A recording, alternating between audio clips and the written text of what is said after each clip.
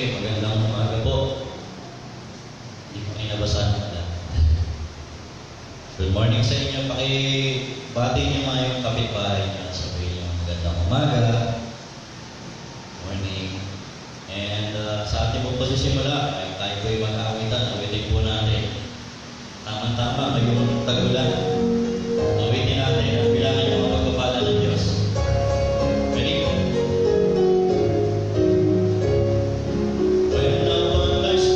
You are tempest storms. When you are discouraged, thinking all is lost. Count your many blessings, name them one by one, and it will surprise you what the Lord hath done. First, count your blessings, name them one by one. Count your blessings, see what God hath done. Count your blessings, name them one by one. Count your many blessings, see what God hath done. Are you ever burdened with a load of care? Does the cross seem heavy you are called to bear? Count your many blessings, every doubt will fly, and you will keep singing as the days go by. Count your blessings, name them one by one. Count your blessings, see what God hath done. Count your blessings, name them one by one. Count your many blessings, see what God hath done. So amid the conflict, whether great or small, do not beat his heart that God is over all. Count your many blessings, angels will attend. Heaven and comfort give you to your journeys and first. Count your blessings, name them one by one. Count your blessings, see what God hath done. Count your blessings, name them one by one. Count your many blessings, see what God hath done. Una yung ano, kung may problema, bilangin ang pagpapala kung tulad yun. Mas marami po ang pagpapala ng Lord sa atin kaysa sa mga pinagdadaanan natin problema. Amen? Let's sing another song. Let's sing this another new song. Blessed Assurance. Siguro yung pinakamahalaga meron tayo na Blessed Assurance, Jesus is mine. Oh, what a foretaste of glory divine, heir of salvation, purchase of God, born of His Spirit, washed in His blood. This is my story, this is my song, praising my Savior all the day long. This is my story, this is my song, praising my Savior all the day long. Perfect submission, perfect delight, visions of rapture, lovers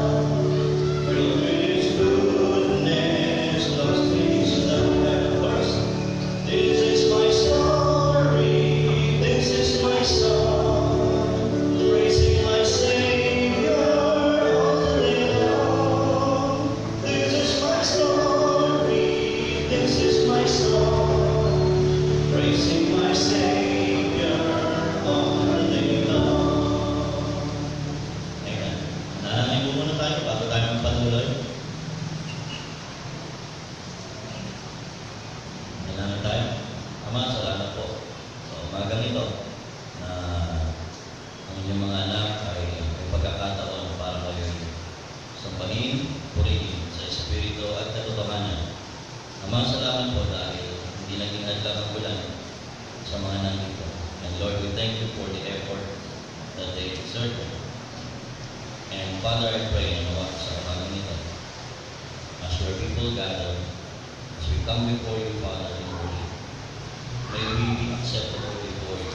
May you cleanse us, Father, with the blood of your Son, Jesus, from any sin, and make us worthy before you, and will come before you.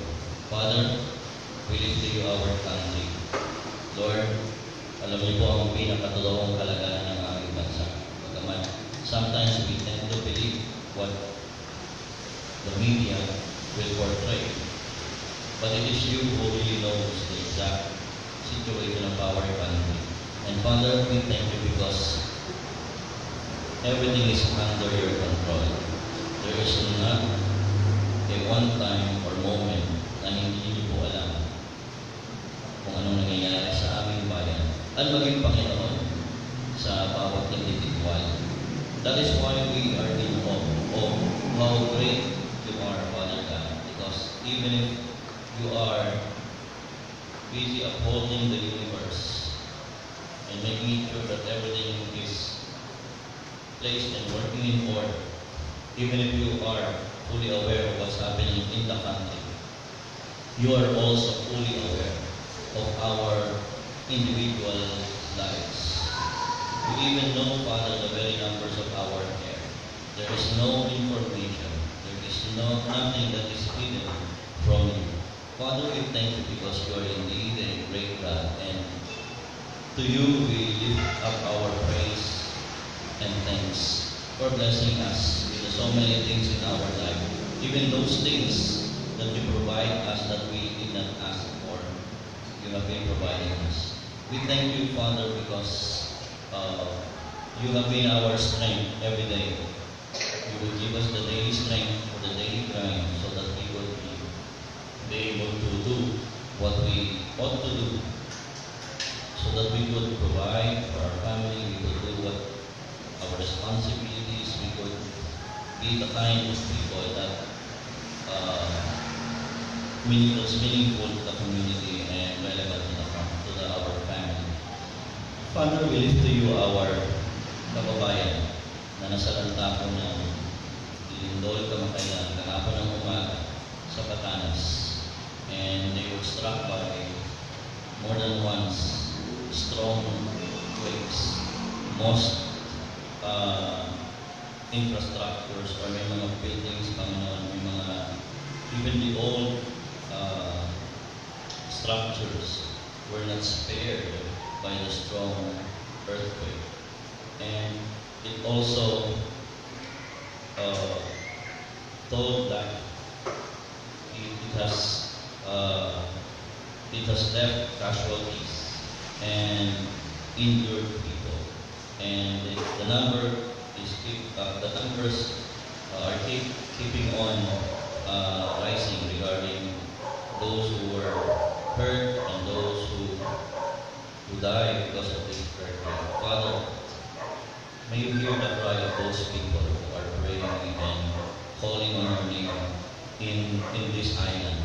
Father, we know that it is not easy to go there because it is an island. May you, Father, use those NGOs and even the government needs, Lord, to reach them out. And Lord, saan po ay ma-comfort na wala ng mahal sa buhay, palakas ang damdamin ng mga nakita upang tutulog. Higit sa lahat, Lord God, may this be a great opportunity and moment for those people there to remember you and to remind you that of you, that without you, we are powerless over these calamities. Sana yung mga tao, Panginoon, ay nanapin kayo. Yung malambot at bukas ang kanilang puso sa isang kailan. Nadalangin ko rin naman yung mga kaibigan namin na nasa islang ito ay gamitin niyo upang buksan ang kanilang bibig at lakas loob na ibahagi ang Ebanghelyo ng kaligtasan, which is the real cure to all of our problems. Father, we pray na nawa ay patuloy, Panginoon, kayo ang siyang tumilo sa aming bansa, sa buhay ng bawat mga kababayan namin, even sa mga kababayan namin nasa ibang bansa, Panginoon. Nawa ay patagpuin niyo po sila. And Lord, we thank you because We believe na itong mga kababayan namin who are out there, not just to earn money, you send them out there, Lord God, because the moment they came to know Christ, they will become your missionaries to where they are working. Tulungan niyo rin kami, Ama, na huwag maging kampantes kung anong pinasasalakan namin ngayon. Sa halip, Lord God, may you distort us, Lord God, from our comfort zones so that we could see a big world in need instead of boxing ourselves within the four corners of our perceived world. At makita namin, Panginoon, na hindi nyo kami niligtas para magdalo-dalo lang ng church. But more than that, you saved us because you want us to share the good news of the gospel of Christ and to do good works as well. May you be glorified, Father, as we continue on. In Jesus' name, amen. Let's continue to sing. Let's sing this song, Praise Lord Jesus. And as we sing, may we focus our hearts and our minds to our great and loving Savior. Amen. Praise Lord Jesus, ruler of all nature, Son of God and Son of Man. Thee will I cherish, Thee will I honor, Thou my soul's glory, joy, and crown. Second stanza. Fair are the meadows, fair still the woodland, round in the blooming garb of spring. Jesus is fairer, Jesus is purer, who makes the woeful heart to sing.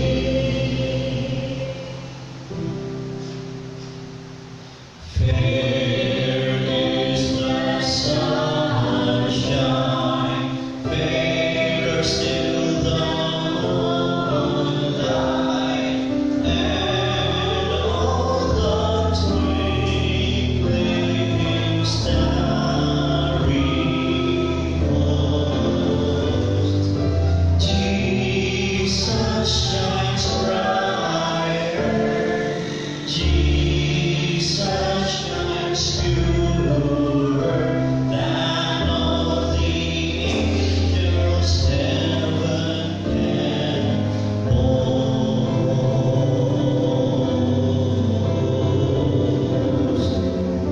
Indeed, we have a great Savior. He may be ugly when he was hanging on the cross, but he proved himself to be the most beautiful thing to us, our soul, and in our life. Indeed.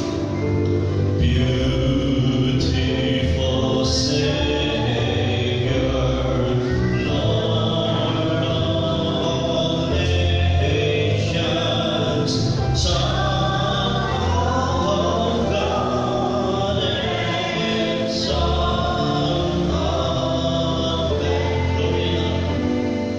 Glory and honor, praise and adoration, now and forevermore be thine. Indeed, we offer you to you, Lord Jesus, our hearts, our lives, and our worship.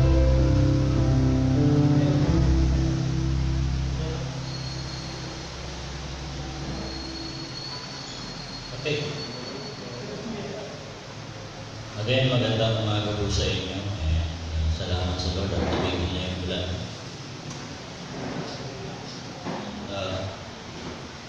to thank God sa ating mga bisita. Salamat sa mga bisita din nila ni Tatay Lee. Later on, we will recognize them. I also have some visitors from Manila. Okay? And we will go to the study of God's Word. We will continue our series in the book of Titus. Okay? Alam niyo po yung the book of Titus is one of the shortest books in the New Testament, and yet it is loaded with so many teachings from the Bible and when it comes to leadership. And of course, as we all know, the book of Titus belongs to the what we call pastoral epistles. So, ito yung mga letters ni Paul na kung saan sinulat niya po ito sa mga leaders ng bawat church. And those leaders were appointed by the Apostle Paul. That's how the New Testament practices church leadership. It must be under the charge of spiritual leaders. Okay? Because they are the ones that are called to the ministry. Now, let us go on this will be the final series natin to the book of Titus. And we will be discussing about the third chapter. Tatlong kapitulo po ng lahat ni Tito. And let us all together read from verses 1 to 15. And kung sabi, remind them to submit to rulers and authorities, to obey, to be ready for every good work, to slander no one, to avoid fighting, and to be kind, always showing gentleness to all people. For we too were once foolish, disobedient, deceived, enslaved by various passions and pleasures, living in malice and envy, hateful, detesting one another. But when the kindness of God our Savior and His love for mankind appeared, He saved us, not by works of righteousness that we had done, but according to His mercy, through the washing of regeneration and renewal by the Holy Spirit. He poured out His Spirit on us abundantly through Jesus Christ our Savior, so that, having been justified by His grace, we may become heirs with the hope of eternal life. This saying is trustworthy. I want you to insist on these things, so that those who have believed God might be careful to devote themselves to good works. These are good and profitable for everyone. But avoid foolish debates, genealogies, quarrels, and disputes about the law, because they are unprofitable and worthless. Verse 10, reject a divisive person after a first and second warning. For you know that such a person has gone astray and is sinning. He is self-condemned. When I sent Artemas or Tychicus to you, make every effort to come to me in Nicopolis, because I have decided to spend the winter there. Diligently help Zenas, the lawyer, and Apollos on their journey, so that they will lack nothing. Let our people learn to devote themselves to good works, for pressing needs, so that they will not be fruitful. All those who are with me send you greetings. Greet those who love us in the faith. Grace be with all of you. I will be discussing about, of course, under the theme ng spiritual leadership, and I will be discussing about spiritual leadership through good works. Imposible po na maging leader tayo kung hindi tayo nakakakitaan mismo ng mabuting gawa. Tama? And one of the best ways to be a leader is to be a model. Meaning, before you could lead others to do something, you need to lead the way. For example, if you want to be a leader, let's say for example in the church, you have to lead when it comes to spiritual matters. For example, you have to be able to lead others to Christ. You need to know how to share the gospel. That is non-negotiable. What else? You need to know how to handle people or small group, which is one of our advocacies. That is why I have been telling that even before, this is our personal practice. We will not allow anybody to be in the leadership unless he knows how to lead a small group. Because if you do not know how to handle people, how can you handle the church? Naman? Which is a group of believers. And just like what I said last week, spiritual leadership begins in the home. If you cannot lead your own house to the Lord, you cannot lead them to a godly kind of life. Which is, the family is a micro kind of group. Micro, maliit na grupo. How can you, sabi ni Paul, how can you manage the household of God or the church, which is macro organization? So it is but practical that if somebody aspires to be a leader, he must comply to the scripture guidelines as per 1 Timothy 3 and Titus chapter 1. Now, spiritual leadership through good works. I will be discussing 3 things about this chapter. I know there are a lot of things to say and discuss about leadership, but because we are doing an exposition of Titus, book of Titus, so we will be confined sa chapter 3 ng Titus, which is the last part of our series. Number 1, we were saved to be good to the world. Kaya tayo niligtas ng Lord para maging mabuti. Hindi lang sa mga kakilala natin. Minsan mabait ang ibang Christian sa kakilala nila. Tama? We have to be good to those who are outside also. Because through that kind of goodness and kindness, these people can be attracted to the gospel. Kaya nga before, for example, yung parking natin yan, before, ayaw natin ipagamit yan kahit araw ng mga batay, halos sa katuan natin yan. But you're gonna ask me, why not allow people to use it? Anyway, it's just for one thing. Diba? We have to build relationships with people. Anyway, we do not lose anything when we allow people to borrow for a while to park the parking. See, we have to be good to the world. We have to establish relationships. We cannot be a kind of people na parang tayo-tayo lang. Na parang pag may bagong mukha, tapos mukhang may kagalingan, pinupolitika natin or sinusuppress natin sa halip na i-recognize ang calling natin. Sometimes insecurity is very prevalent to leadership. Na pagka may mas magaling sa'yo, meron mas marunong sa'yo, tapos ikaw gusto mo ayaw malamangan. Sometimes you do things your way so that people will not be able to do what is right. So under this topic, we were saying to be good to the world. Number 1, be reminded of what we ought to be. Ano sabi sa verse 1? Remind them. Speaking, sabi ni Paul kay Titus. Titus was the leader of the church in Crete, island of Crete. Sabi ni Paul, who is outside of the church, but because the church is accountable and the leader is accountable to spiritual leaders, sabi ni Paul kay Titus, remind the believers in Crete. To what? Number 1, to submit to rulers and authorities. Kaya po tayo bilang Christians, and I have been telling this, I discourage believers from joining mga union organization, mga union, o yung mga organisasyon na kumukontra na makalaban sa leadership ng kanilang company. There is a proper call for that.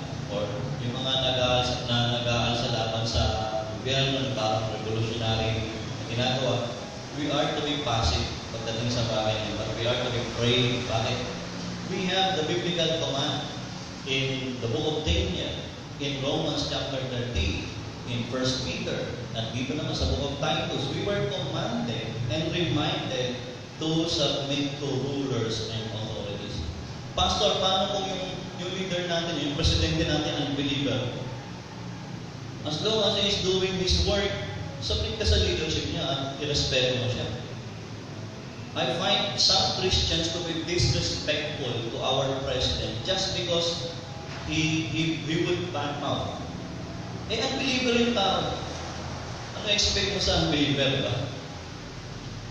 Some people want the president to act as if he is a Christian when he is not.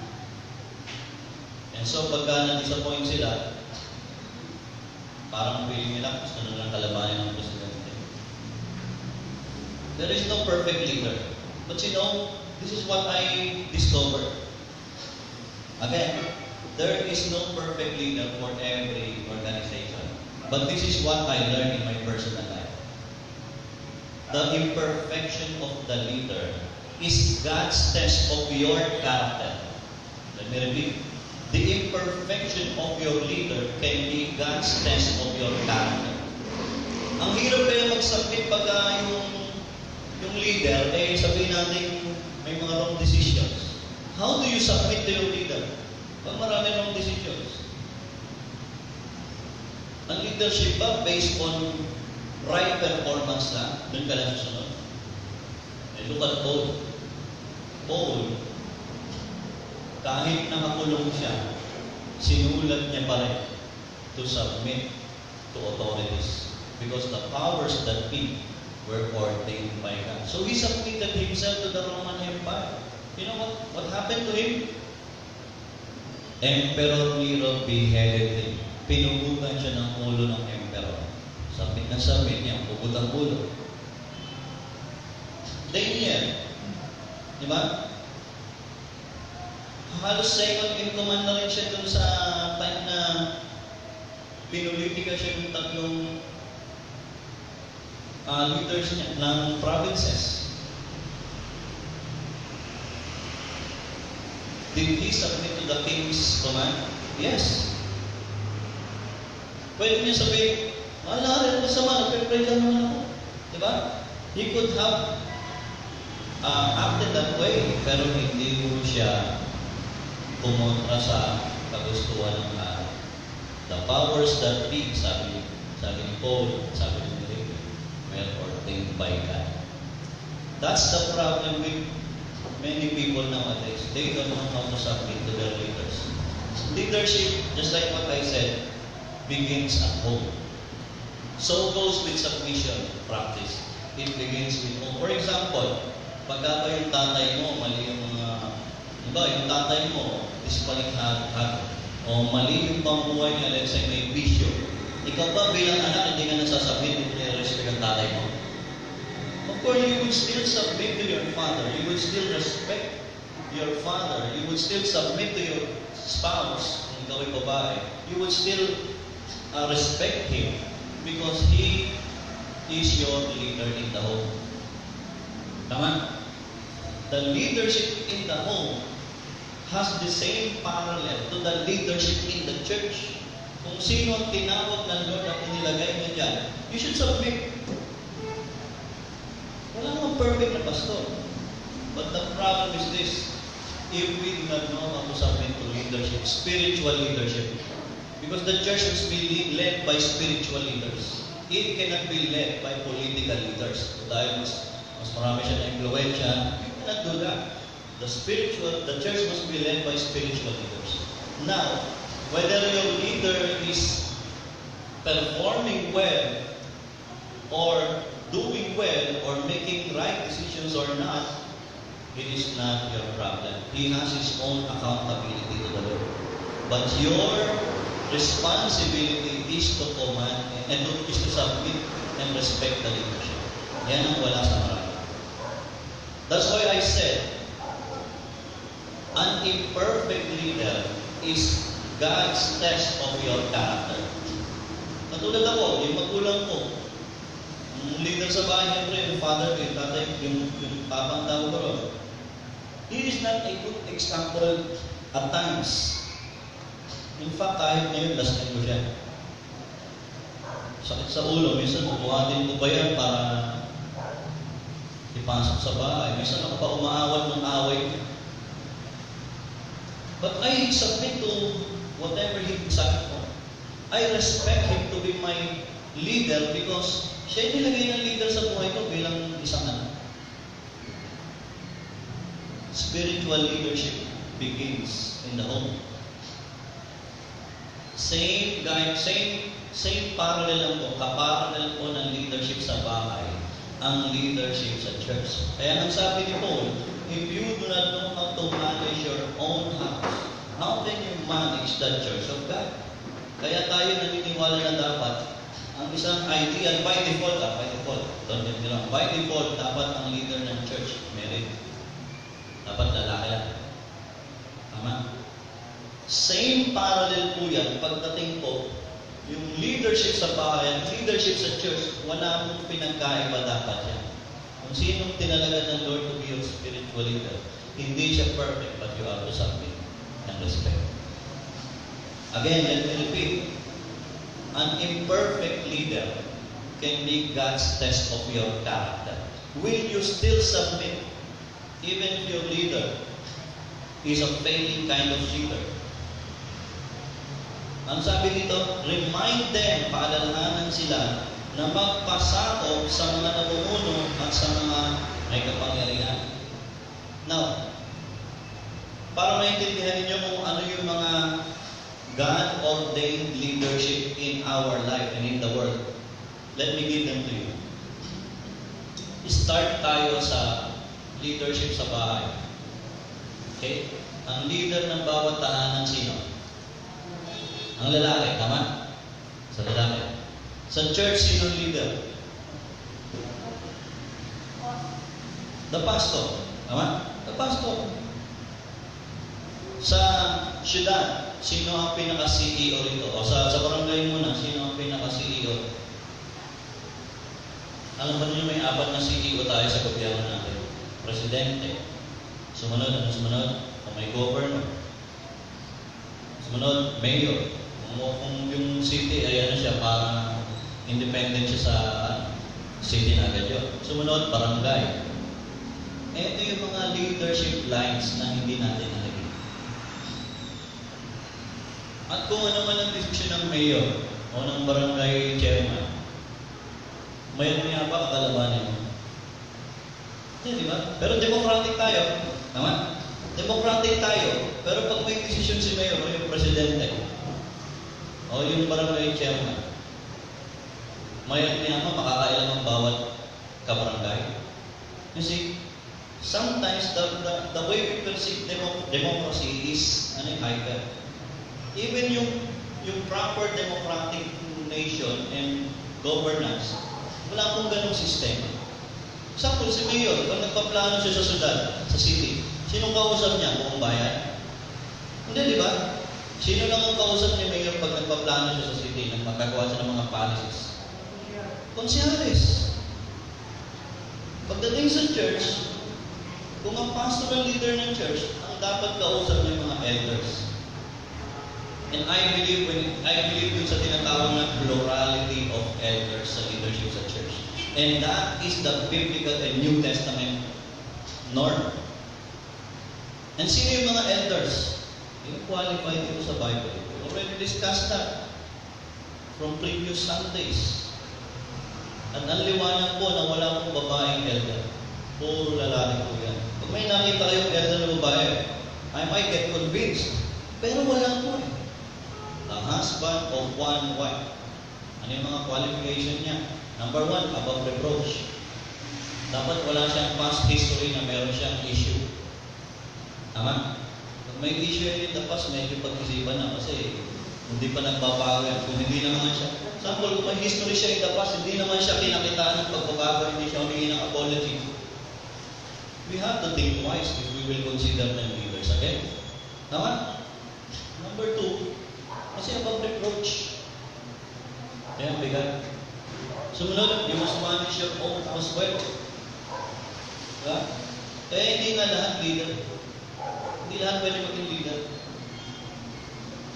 Kumbaga sa chess yan, dalawa lang ang player pero maraming meron. Diba?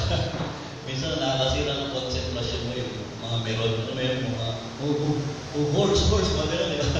No, nilaro kayo ng chess.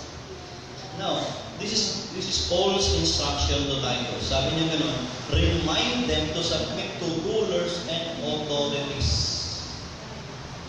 Pastor, hanggang kailan kami magsasubmit sa leadership ng tatay, sa leadership sa church, pastor, sa leadership ng presidente, sa gobyerno, hanggang kailan kami magsasubmit sa leadership ng aming boss sa opisina o sa company?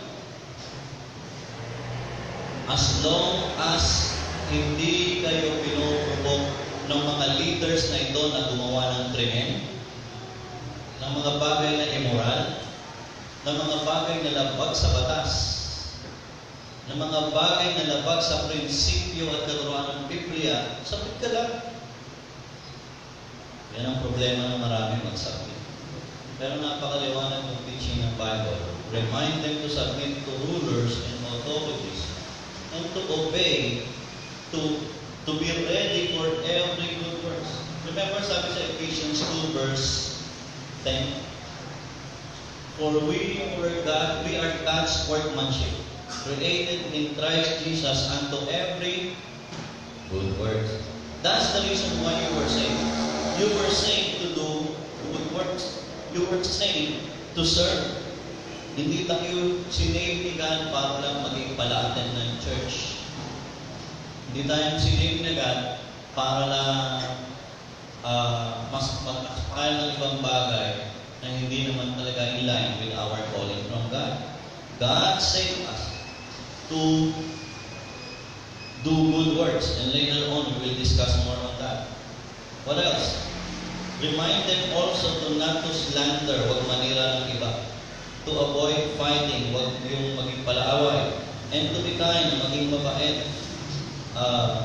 Always showing gentleness to all people. So these are the things that we are to focus on. Good works, and being kind, and show gentleness to all people. Hindi yung pipiliin mo lang kung kanino ka mabait. Selective kindness is not commanded here. Next, be reminded of what we were before. Maalala rin natin, we have to be reminded kung sino ba tayo before. Ano sabi dito sa verse 3? For we too were once foolish. Tayo dating mga mangmang, disobedient, pasaway, hindi pala sunod. Deceived, mga nadaya, enslaved, mga alipin, ng iba't ibang mga lumo at layaw ng laman. Living in malice and envy, hateful, detesting one another. Verse 3 describes the past of a Christian. This verse should not describe your present life. Otherwise, parang unbeliever pa rin. Kasi description ng unbeliever rin. Description ng unbeliever. Mangmang. Mangmang saan? Salita ng Diyos at sa kalooban ng Diyos sa buhay niya. Hindi masunuri. Nadaya. Basahin ko yung Tagalog. Sa Tagalog. Kaya kung English nilalagay ko sa screen kasi meron tayo sa nanonood na sanay sa English. So, tinatagalog ko naman ito. Verse 3. Noong una, tayo'y nalihis ng landas dahil sa ating kamangmangan at katigasan ng ulo. Naging alipin tayo ng sariling damdamin at lahat ng uri ng kalayawan. Next, naghari sa atin ang masamang isipan o yung malice, yung ganyan, at pagkaingit. Tayo'y kinapupuutan ng iba at sila'y kinapupuutan din natin. Galit-galit. Yeah? Ganyan ang buhay natin yung unbeliever tayo. We have to be reminded of who we were before for us to see the difference if we are experiencing change. Kaya mahalaga po, nakitingnan natin from time to time kung paano tayo ligtas ng Lord sa kasalanan. And the moment we see that the grace of God in our life will save us from the quagmire of sin, then we are to live a godly life. Kaya nang sabi sa chapter 2 ng Titus, chapter 2, sabi rin sa may verse 11 and 12. For the grace of God that bringeth salvation hath appeared to all men. And what does the grace of God do? Verse 12, teaching us that denying ungodliness and worldly lust, we should live soberly. The grace of God will teach us to be godly in this evil world. Question, you ask this to yourself. Simula ba nung tinanggap ko ang biyaya ng kaligtasan ng Diyos? Araw-araw bang pamumuhay ko ay lalo nagiging kawangis ako ni Kristo? lalo ba akong nagiging makadiyos, lalo ba akong nagiging banal. Sometimes, what stands in the way for Christians to experience a godly and holy walk is this. There are Christians na ang isip nila, imposibleng mabuhay ng banal sa panahon ngayon. That's the attitude of defeat. And that's the attitude of ignorance to the Word of God. Don't you know na ang normal Christian life talaga is holy living under the filling of the Holy Spirit. That is the normal Christian life. Do not believe na normal lang na may nagkakasala, may nagkakamali, may gumagawa ng masama. Normal, kung yung isipin normal yun, hindi po normal sa isang Kristiyano ang mamuhay sa kasalanan. Alam ba ninyo kung anong calling natin mga Christians aside sa pagmaligtas? Itong isa sa pagkatawag ng Diyos sa atin. 1 Thessalonians chapter 4, verse 3, sabi rito, for this is the will of God. Ano raw ang kalooban ng Diyos? Even your sanctification. Kalooban ng Lord na ikaw ay mabuhay ng banal, and that you should abstain from fornication o yung mga youthful lust. Kasi yung youthful lust, fornication, sexual relations ng mga hindi married, usually mga young people yan, o yung mga hindi kasal.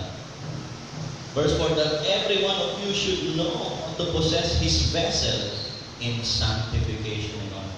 Pangalagaan yung katawan nyo na sikaping maging banal. Yung salitang banal dito, or set apart, or sanctified, para mas maintindihan nyo, ibig sabihin, inihiwa, ibinubukod nyo, ginagawa nyo exclusive siya sa kung anong kalooban ng Lord. Okay? You make yourself exclusive. Siguro yun ang magandang word for sanctification. Make yourself exclusive for God. How about your body? Make your body exclusive to your spouse kung married ka. Kung hindi ka pang married, make it exclusive to your future spouse. That is sanctification. You set apart yourself. Ginagawa mong exclusive at naka-reserve na para sa kalooban ng Lord. Okay? So, we have to be reminded of these things. Number 2, we were saved. Kanina to show good the work. Number 2, we were saved by God's work. And it was a miraculous work. Paano tayo niligtas ng Lord ay yun ang pinakadakilang himala na pwede natin maranasan. Anong sabi sa verse 4? But when the kindness of God our Savior and His love for mankind appeared, anong nangyari? Verse 5, He saved us by works of, not by works of righteousness that we had done. Hindi po tayo maliligtas sa pagiging mabait, pagiging religyoso, pagiging member ng church, pagiging bautismado, pagiging matulungin sa kapwa, bagaman tama lahat yun, maganda yun. Pero hindi yun ang paraan ni God para maligtas tayo. He saved us not by works of righteousness that we had done. Not any effort natin, hindi magliligtas sa atin. We were not saved by good works or works of righteousness. Paano tayo ligtas? But according to His mercy, dahil sa Kanyang habag, through the washing of regeneration and renewal by the Holy Spirit. Ibig sabihin, pinabago tayo ng Holy Spirit. Paano yun? Washing of regeneration. Dito maraming pagtatalo ito. Of course, the one that washes and cleanses the soul is the Word of God. Ayun na rin ang pinramis. It has been prophesied even in the Old Testament sa Ezekiel chapter 36 that sabi ganun, I will wash away your sin and filth, and I will give you a new heart.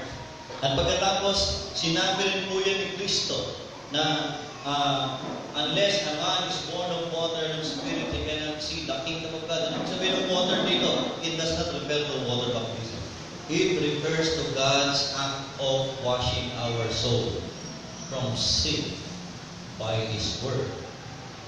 and by responding in good conscience to the will of God, sa akin 1 Peter 3:21. Sorry, hindi ko naisulat lahat ng verses, but I hope you're taking note. Mahalaga pong katuruan ito. Because yung iba kasi ganito ang teaching, maghihintay sila. Hintayin kung i-regenerate ako ni God. Hintayin pa lang. No, you have to make a decision. You have to put your trust in Christ for you to be saved. Kasi may mga hybrid na ganyan. Recently, yung isang member naniniwala sa ganung persuasion na sikat na author ng I Peace Dating Goodbye. Nag-say goodbye na lang sa Christianity. Why? Because medyo mali yung pinanggagalingan niya. There was also before, in around 2007, may isang sikat na singing group, yung Kate Moss Cole. Yung isa sa singer nun, yung composers doon, si Weber. Problema din siya sa kanyang theology kasi sabi niya, kung pinili na ng Lord pala yung maligtas, paano kung isa ako sa hindi pinili ng Lord? Wala na akong magagawa. Paano yung hindi pinili ng Lord? Wala ba siyang kaba? These surmisings and sentiments were reflected sa mga sinulat niyang songs. And later on, you know what happened to these people? They turned to become atheists. Hindi na sila naniniwala sa Diyos. Because for you to be cleansed by God from your sin, you have to respond to the gospel. You have to make a decision for Christ. It is a personal decision po, yung para maligtas ka. On your own effort, wala hindi ka maligtas. Pero, all you have to do is believe on the Lord Jesus Christ, and you will be saved.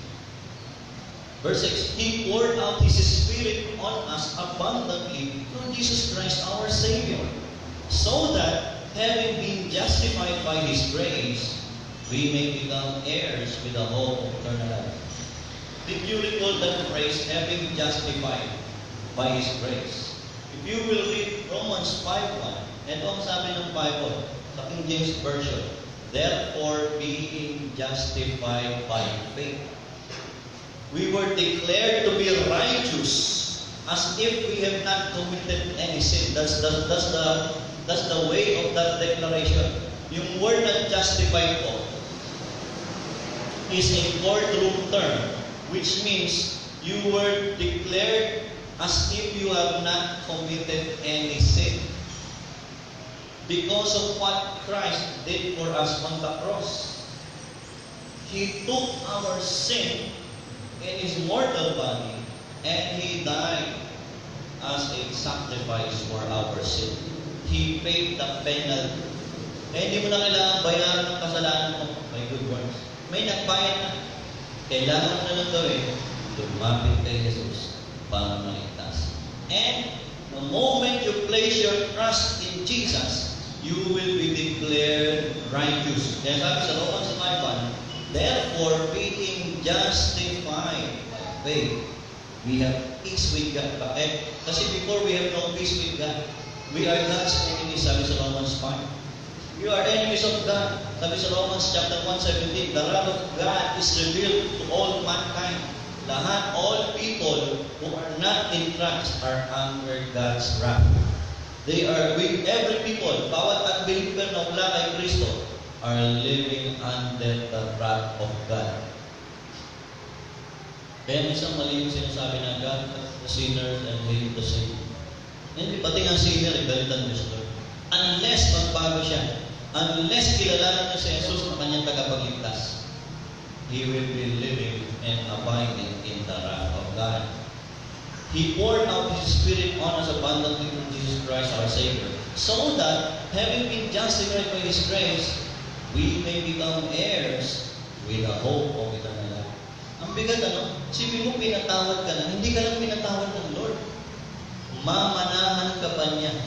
Magiging kang tagapagmana ng mga bagay na Kanyang ibibigay sa atin when the Lord returns. Heirs with the hope of eternal life. Pag sinabing heir, it follows then, it is also implied na kung tayo tagapagmana, tayo mga anak. Tama? Tayo mga anak ng Diyos. At dahil tayo mga anak ng Diyos, tayo mga tagapagmana. Kasama ng pag-asa ng buhay na walang hanggan. Hindi lang tayo ligtas ng Lord nung nanalig tayo kay Jesus. Hindi sino kasalanan. Pinamanahan niya pa tayo ng mga pangako niyang ipagkakaloob pag dumating si Jesus. Kasama ng buhay na walang hanggan. Kaya grabe, pag ikaw naging Christian, naging believer ni Christ, parang wala ka nang hanapin pa. At ang kailangan mo na lang gawin, the only way, bagamat hindi natin kayang bayaran ang kabutihan ng Diyos sa atin, the only thing that God demands and requires of us is to do good work. To live a godly life and to do good work to people. We are to stick to good works. Number 3 na yan. Sorry. We are to stick to good works. Una, we are to, ano yung naalala niyo mo ng point? We are to be good to the world. We were saved to be good to the world. Tapos ano yung number 2? We were saved by God's word. And then number 3 and last, number 3 po yan, we are to stick to good works. Manatili tayo sa paggawa ng kabutihan. Verse 8, this saying is trustworthy. I want you to insist on these things. Sabi ni Paul, ito ang i-emphasize mo daw sa mga tao. So that those who believe God might be careful to devote themselves to church activities, to church programs, to when you devote yourself to church programs and activities and you're not doing good works, you become a religious person. But when since you're a believer of Christ, you devote yourself to good works. Ibig sabihin ng good works, kahit hindi po yan programa ng church, basta may pangangailangan, tumutulong ka, personal man yan, o maybe one-on-one basis po yan. If you do good to people, to those who are not in Christ, you are doing a righteous work.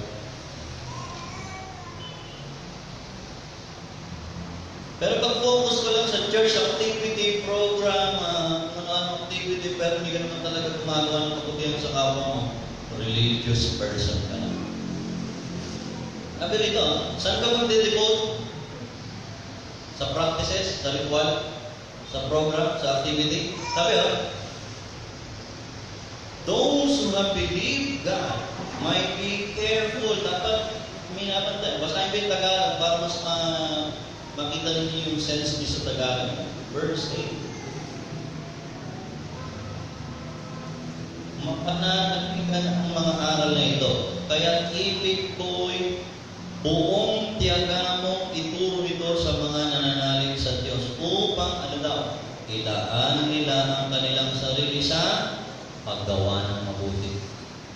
That's why I get inspired by those Christians na kahit hindi naman sila worker ng church nila, pero they have their own efforts to reach out the lost, doing good works, conducting medical mission, o minsan yung mga personal na nag-aabot ng tulong sa mga nangangailangan. I get inspired by these people. Kahit hindi gusto tayo utusan ng church o ng leadership, o kahit hindi programa ng church, gumagawa ng kabutihan. In fact, mas righteous pa nga yung mga ganitong tao in the silence of their anonymity.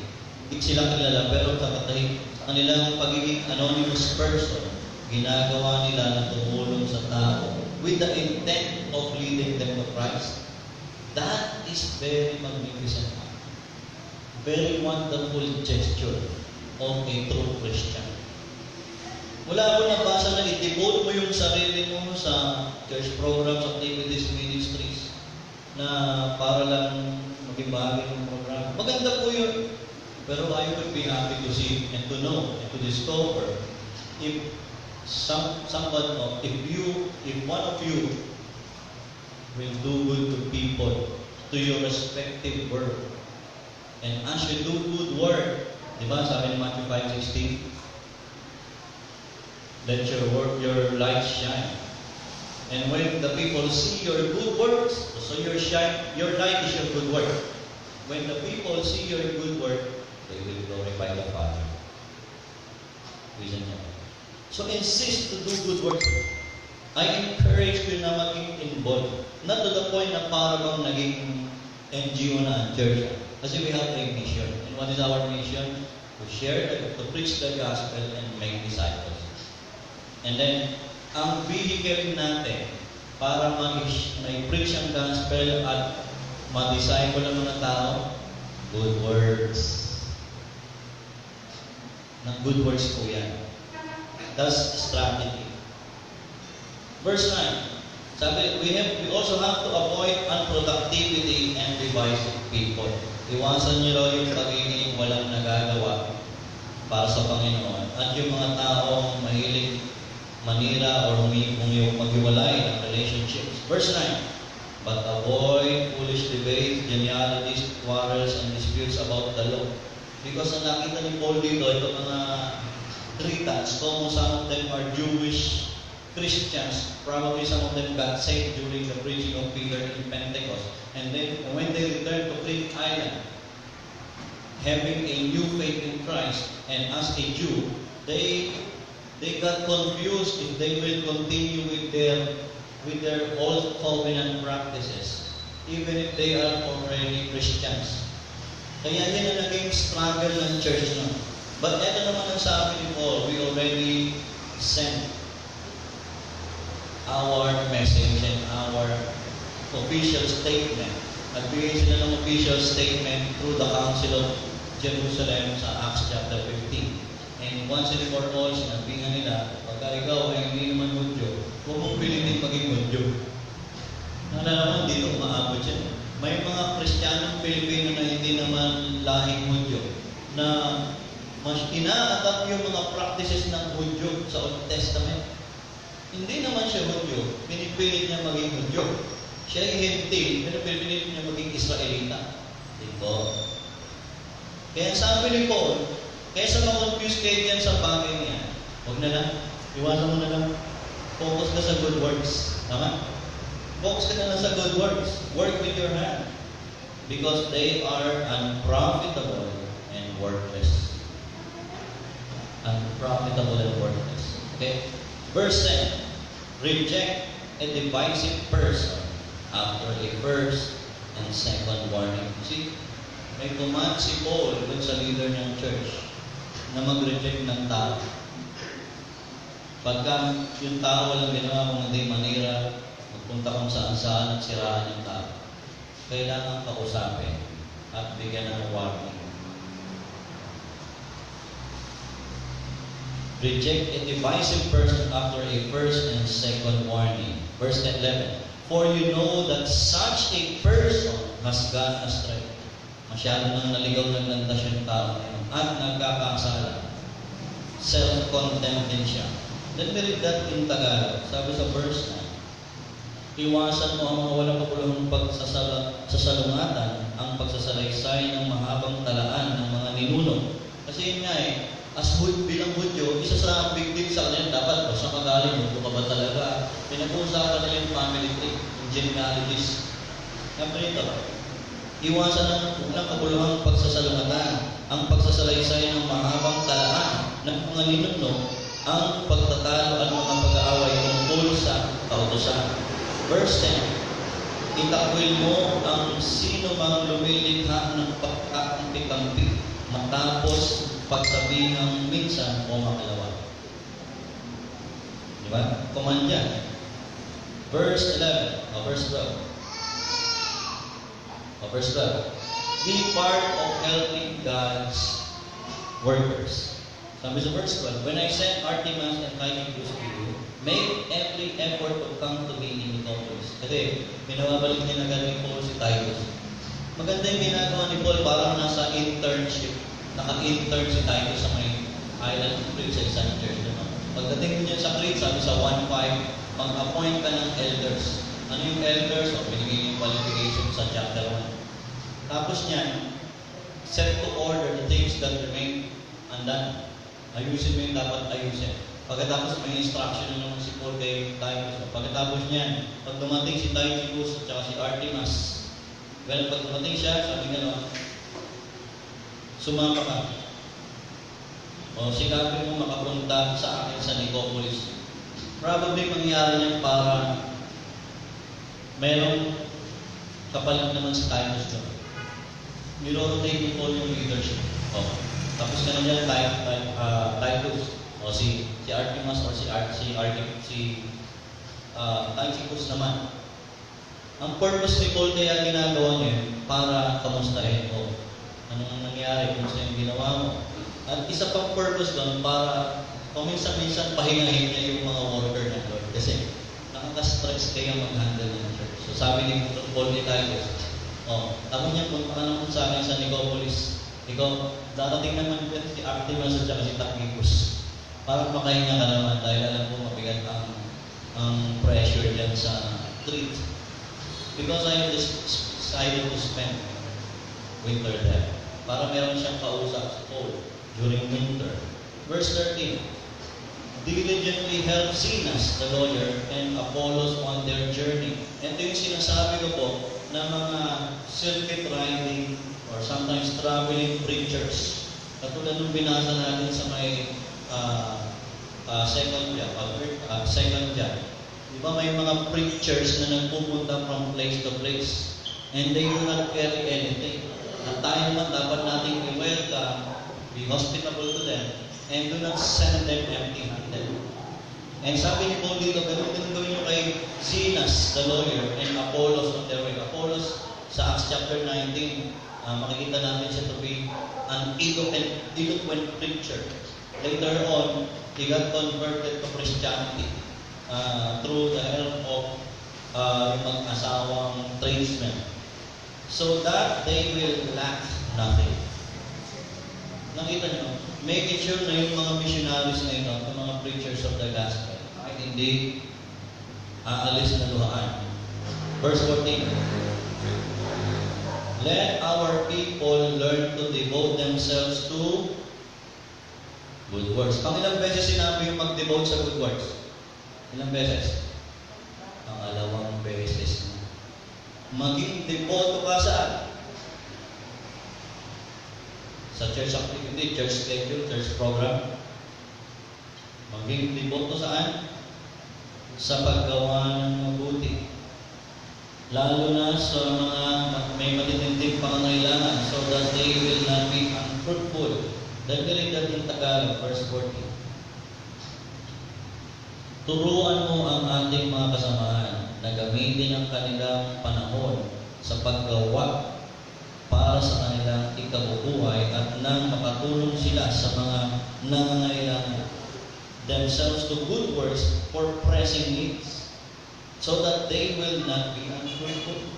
Ibig sabihin, don't be idle. You have to be productive and you have to do good works. As what Paul has been telling and instructing Titus.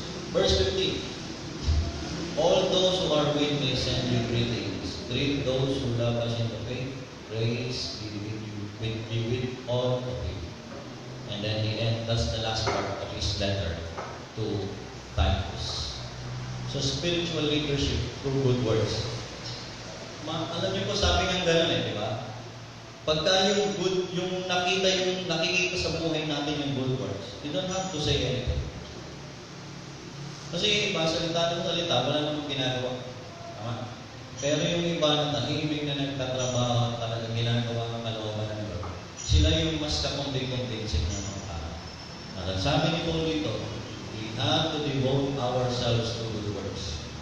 Christ did not save us to be regular attenders lang ng church. Kasi given yan expected na dapat pagka-Kristiyano ka, consistent kang lumadalo ng gawain ng Lord.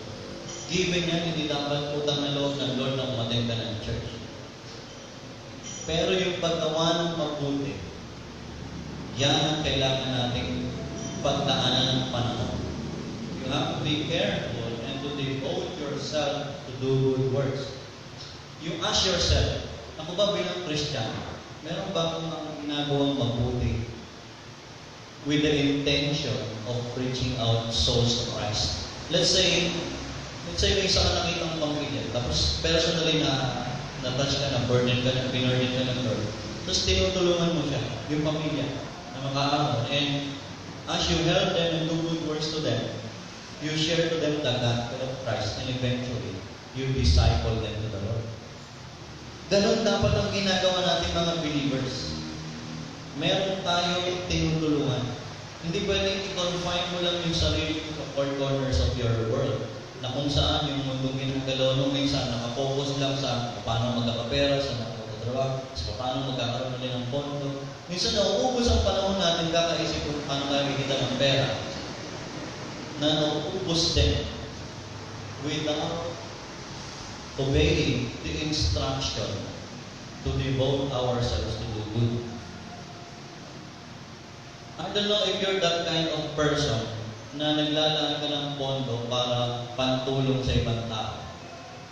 I don't know how do you manage your finances. I don't even know if you are faithful when it comes to giving. But are you that kind of person na naglalaan ng pantulong? O yung tinatawag namin sa pwedeng emergency fund siya, contingency fund. But it is ideal. It is ideal. You just have to be creative how you're going to be of help sa mga taong nangangailangan. But the point is this, Ephesians 2 verse 10 says, "For we are His workmanship, created in Christ Jesus to do good works, which God hath ordained before the world began." Ang gusto ni God, kaya kanya sinave, maging kagamit-gamit ka para sa pag-abot ng kaluluwa, pagbabahagi ng Ebanghelyo at pag-aakay sa kanila kay Kristo. And what will be your best thing? Ano good beacon? Good works. Huwag masyadong nakafocus lang sa buhay mo, personal issues mo, personal problem mo, na minsan wala ka ng panahon para sa iba. Don't you know, sabi nga ng isang kasabihan, when you help others, you get helped. Pagka tinutulungan yung iba, magugulat ka parang ikaw ang natutulungan. That is very true. Do not focus on your own perceived worth na parang minsan, sabi ko nga sa isang kausap, huwag masyado nakafocus sa mundo ginagawa mo araw-araw. Minsan ilabas mo yung baril mo para yung taong na kailangan ng tulong mo. Or, siyempre, bilang tayo mga naghihintay sa pagdating ni Jesus, obserbahan mo rin kung anong ginagawa ng Lord sa pandaigdigan, particularly sa kanyang timetable ng Israel. Kung may mga napupulfill na prophecies na ang Bible that will signify the nearness of the coming of Christ. Spiritual leadership through good works. You don't have to be a recognized leader of Christian and church to do good works. Good works is one of God's calling to us before He saved us. He saved you for the purpose of living a sanctified life. That's number one. And number two, to do works to people. And as you do good works, you share the gospel and disciple people to Christ. Heavenly Father, salamat po sa inyong salita na aming pag-aralan. And Lord, salamat sa book of Titus. Continue to feed our soul with your words that are directly exposited and exhorted us. Father, dalangin ko po, manawa ay kayong siyang pumilo sa aming mga buhay. Help us, Lord God, to be the kind of good Christians to the world, knowing that we were products of your good and mighty work in Christ through regeneration of the Spirit. And that we ought to stick to doing good works so that we could be productive and we could become a relevant people in this world that is in need of light, of hope, of the gospel. In Jesus' name I pray. Amen.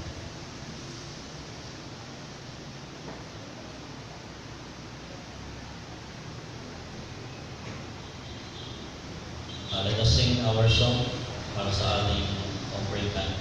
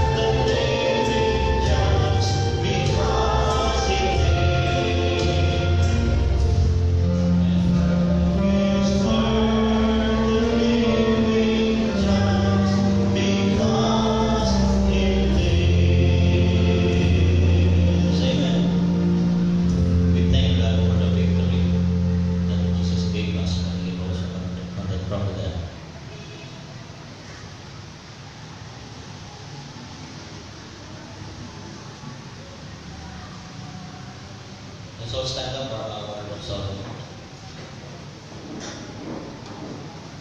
Praise God from whom all blessings flow. Praise Him, all creatures here below. Praise Him above the heavenly host. Praise Father, Son, and Holy Ghost. Lord, we thank you sa time na may nagkaroon na pagkakataon na balik loob sa inyo. Balik ka loob sa mga ginagawa natin sa mga buhay. May you bless those who are faithful to you when it comes to this ministry of giving so that your church and your house may meet its needs. Father, we thank you and continue to make your grace abound to those who are faithful to you in this area of giving. Father, may you continue to be glorified in our midst and in the life of your people. We praise you in Jesus' name. Amen. We can take our seats.